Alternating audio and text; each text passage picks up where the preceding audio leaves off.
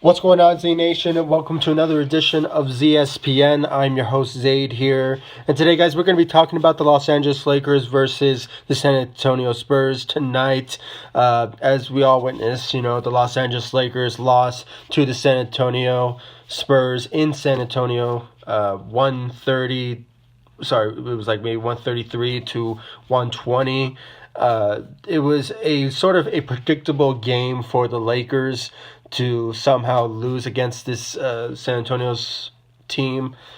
And, personally, guys, I was sort of, shocked that, they didn't really get this win because obviously we witnessed the first, second, and third quarter, the Lakers were just leading tremendously. I mean, they had this game under control, but then somehow in the fourth quarter, the San Antonio Spurs just came out of nowhere with 44 points leading in the fourth quarter, with the Lakers averaging about 21 in the fourth quarter as well. So obviously, the Lakers somehow, again, just fall under the pressure when it comes to the fourth quarter advantage for them. Because, guys, I believe in the third quarter, the Lakers were like up by, I'm guessing on top of my head, I think they were up like maybe like 8 points, something like that. So, and somehow in the fourth quarter, they were managing it, but then somehow, the Spurs just came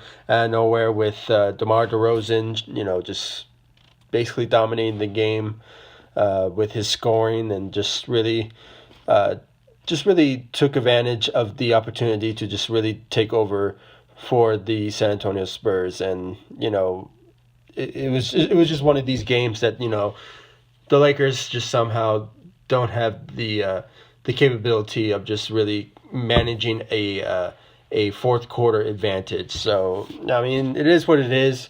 And it was just a great run for the Lakers. Obviously they went on I believe like a 4 or 5 game winning streak, but as of this game, it just got broke, and right now they are standing at 15 wins and 10 losses. So it's just one of these opportunities that the Lakers just really didn't really took advantage of. But I love to give some credit out to LeBron James and Kyle Kuzma in tonight's game because, guys, like I said, the Lakers were leading in the first, second, and third quarter tremendously well, and they were like managing it very well. And it was all because of the dominance of LeBron James dominating the game like always, but Kyle Kuzma, who stepped up tonight with 27 points. And I believe he had 8 rebounds, so a lot of defense, rebounding ability that he was bringing in as well, and scoring. And with LeBron James averaging a double-double with, I believe, 35 points and 11 assists. Just a great performance out of those two.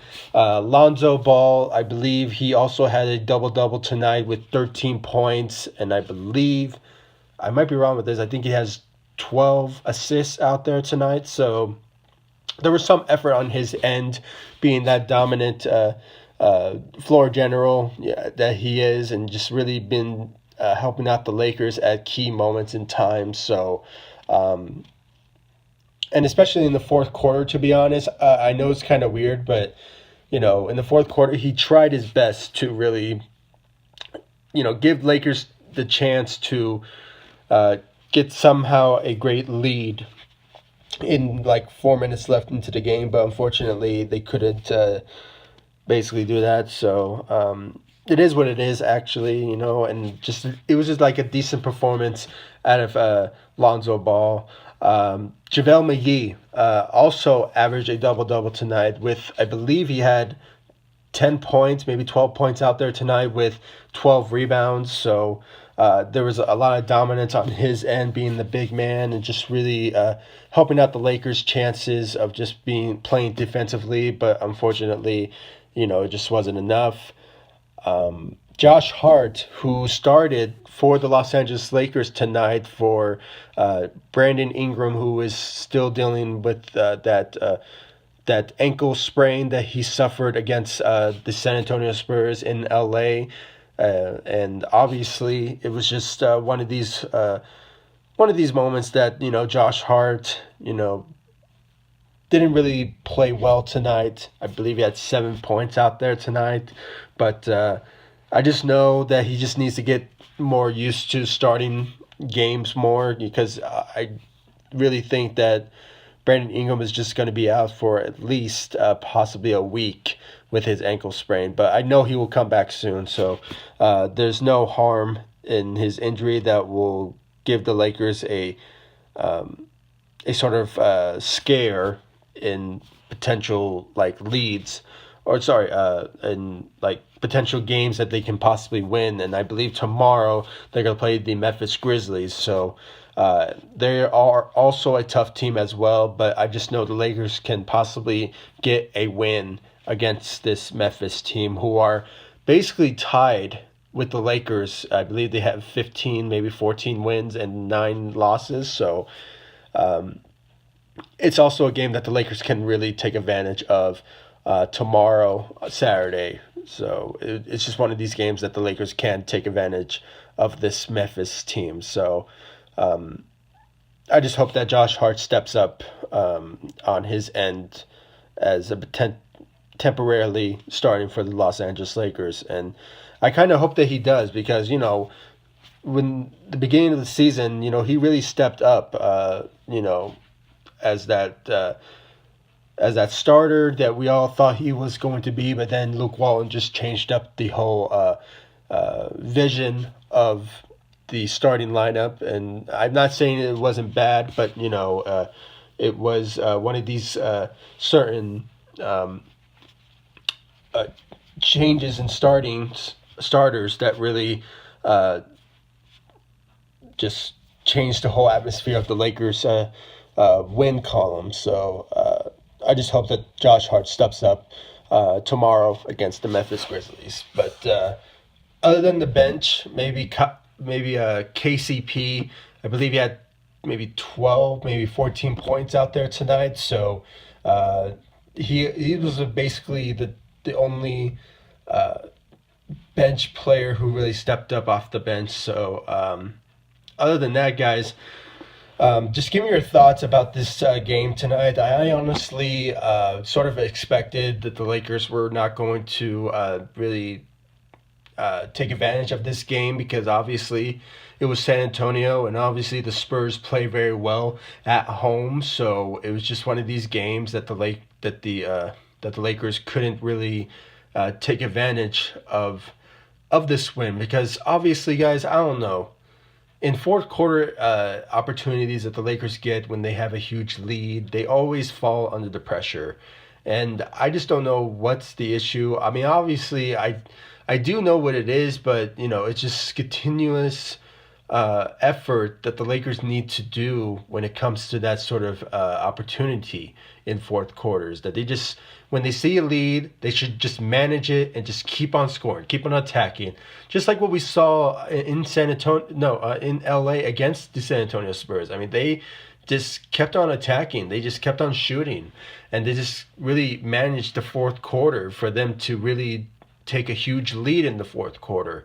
And obviously, I'm not sure what went wrong in the fourth quarter, but and I'm not sure it's because Brandon Ingram is out. I don't really think so, because he got that injury in the first quarter. So, it's not like the Lakers are just tired or anything like that. I mean, they just when it comes to fourth quarter advantage, defensively they're not there, and scoring ability they weren't there either. So. And it brings to the realization that once potential players are available for trades, the Lakers should really look at particular players who can really help out the Lakers off the bench, who can be a top scorer or maybe possibly a top defensive player who can score. I mean, there's numerous of players that can really step up and really help out the Lakers tremendously well for potential wins, and can be that reliability in the fourth quarter. Now, I'm not sure what sort of players there could be available that can really help out the Lakers. I mean, there's a couple, like on the top of my head, Trevor Ariza, who is that type of player who it can play defensively, but at the same time can also be a scorer as well. So that's just one of the players that could be available. But just want to put that out there, and maybe somehow I believe so that the Lakers are going to make a move once players are available. I believe some players will be available on December 15th for potential trades, but it still remains to be seen. I just hope that somehow the Lakers right now just really focus on the Memphis Grizzlies for tomorrow.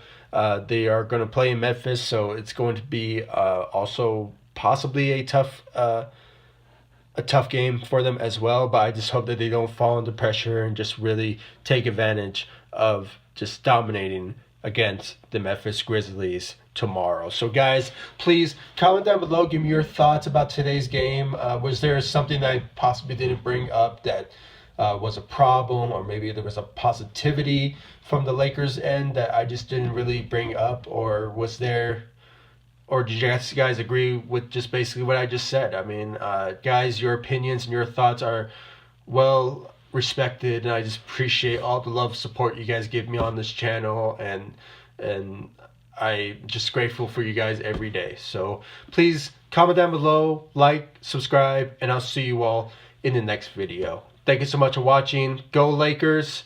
Let's just hope that they just turn things around for the better and just win us some games. Peace.